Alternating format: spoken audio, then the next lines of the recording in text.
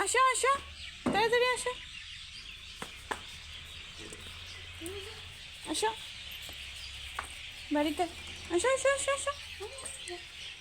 Good boy আমাদের, good boy.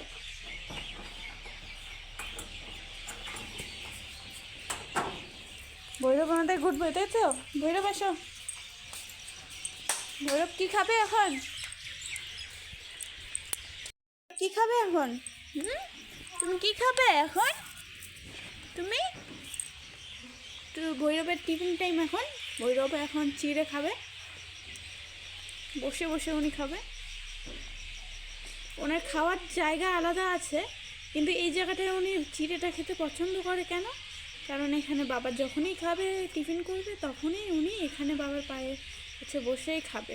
যতই ওনাকে ওনার ভালো পরিষ্কার বাটিতে বা অন্যান্য জিনিসে দাও, উনি খাবে না, এখানে বসেই খাবে। তো ভৈরবকে এভাবে দেখতে হলে চ্যানেলটিকে সাবস্ক্রাইব করো, লাইক করো আর শেয়ার করো।